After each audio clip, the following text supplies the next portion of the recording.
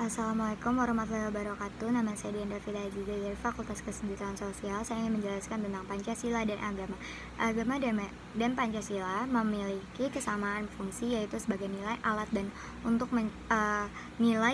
untuk mencapai kesejahteraan lahir batin masyarakat.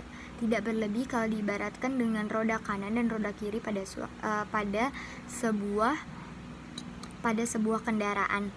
Fungsi roda tersebut sama sebagai penggerakan badan kendaraan untuk menempuh satu tujuan tertentu. Namun perannya yang berbeda. Agama berperan sebagai pekat sosial dan pembina ruhani, sedangkan Pancasila berperan sosial sebagai ideologi bernegara. Agama adalah rumah besar yang menyajikan tata kelola mental, spiritual, dan seluruh seni kehidupan manusia. Sedangkan Pancasila adalah rumah besar ragam agama anak bangsa, menyajikan tata kelola negara supaya terarah pada sasaran. Antara agama dan Pancasila terjadi saling dukung dan saling menguatkan. Pancasila mengakui agama dan juga agama mengapresiasi nilai-nilai Pancasila. Pancasila memberi ruang yang luas bagi agama. Nilai ketuhanan yang terkandung dalam Pancasila adalah inti ajaran agama. Sementara itu, agama menilai positif pada isi Pancasila karena tidak bertentangan dengan doktrin agama. Dan paling tidak ada beberapa hal perlu diperhatikan dengan beragama dan berpancasila. Dan yang pertama, Pancasila jangan ditarik menjadi agama, tetaplah pada perannya. Juga agama jangan ditarik menjadi ideologi terbatas, sebab akan menimbulkan bias konsep. Aslinya sebuah ideologi dirumuskan dalam suatu negara untuk tujuan tertentu, sedangkan agama dibentuk untuk tujuan tanpa batas. Ideologi yang dirumuskan oleh manusia tidak bisa diminta pertanggungjawaban untuk mengurus komitmen ruhani karena di luar nalarnya. Juga sebaliknya, ketika agama diminta bertanggungjawaban untuk tujuan atau kepentingan terbatas, ia akan mengalami bias konsep. Dan kepentingan jangka pendek atau yang bersifat sementara akan persepsi sebagai kepentingan abadi dan sejati. Ketika agama ditarik secara paksa menjadi ideologi tujuan tertentu, oleh sebab itu agama dapat ditarik untuk perbandingan cara pandang, bukan untuk sebuah teksis ideologis. Sebagai perbandingan cara pandang, agama bisa dibawa masuk ke ranah ekonomi, politik, pendidikan, dan budaya yang menghasilkan warna dan ciri khas. Dan yang kedua itu, Pancasila sebagai ideologi pada tingkat makro dapat disandingkan dengan ideologi lainnya seperti kapitalisme, komunisme, dan sosialisme dan ideologi lainnya. Oleh sebab itu, tidak perlu ada tawaran ideologi alternatif lagi untuk menggantikan Pancasila. Lebih-lebih tawaran ideologi yang rentan. Kita sudah sepakat bahwa Pancasila sudah final sebagai ideologi negara. Konsep haluan bernegara kita sudah benar dengan adanya Pancasila. Dan yang ketiga, Pancasila sebagai ideologi negara tidak perlu diutak-atik lagi, sudah sangat ideal dan syarat makna untuk berbangsa dan bernegara. Boleh saja kita diskusi ideologi alternatif, karena kita berada di negara demokrasi dan menjamin kebebasan berpendapat. Namun Pancasila sudah sangat mewadahi gagasan-gagasan ideologi alternatif. Apa yang tidak ada dalam Pancasila? Unsur agama terbawa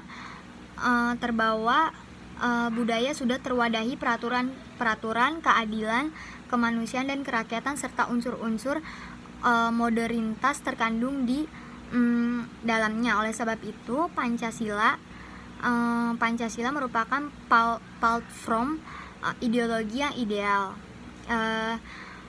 Jangan membenturkan Pancasila dengan penyimpangan perilaku lalu ditarik secara paksa bahwa seolah-olah Pancasila tidak bermakna dalam proses berbangsa dan bernegara.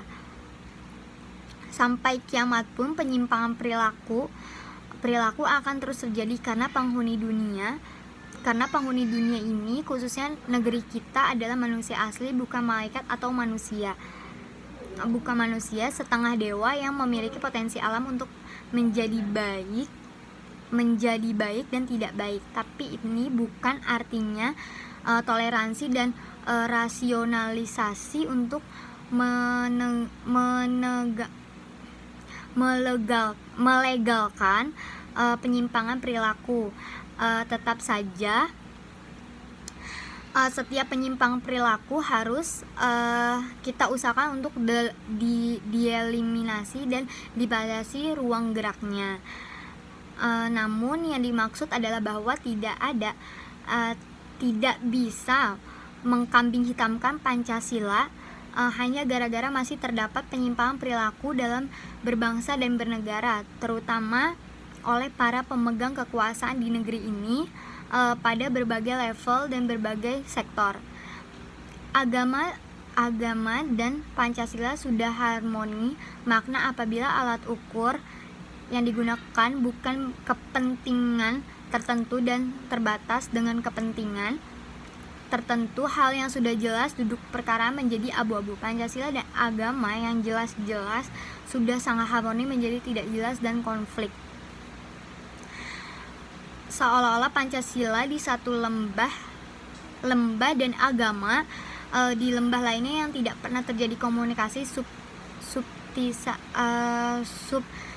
substansi. Jadi kepentingan tertentu menjadikan bias persepsi kita. Substansi bernegara yang ideal sudah terkandung di dalam Pancasila dan secara objektif merupakan turunan ajaran agama.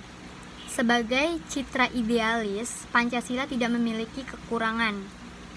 Haluan bernegara, berbangsa sudah sangat jelas terumuskan di dalamnya.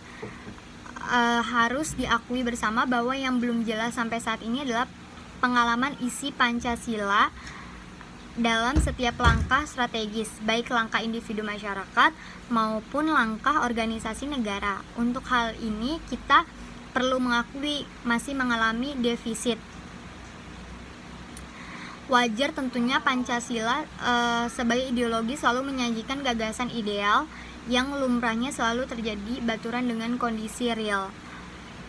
Tapi jangan gara-gara realistis berbeda jauh dengan idealis lalu kita berhenti berbicara target-target yang ideal. Jangan putus asa dan merasa lelah untuk membicarakan hal ideal dalam berbangsa dan bernegara. Alasan para sahabat ketika itu adalah karena mereka belum bisa melaksanakan ajaran agama Islam secara total, secara psikologis. Mereka merasa terbebani ketika mengajak masyarakat untuk melakukan kebaikan, sementara diri mereka bukan pelaku kebaikan yang sempurna. Begitu hanya ketika mereka membicarakan melanggar larangan tersebut.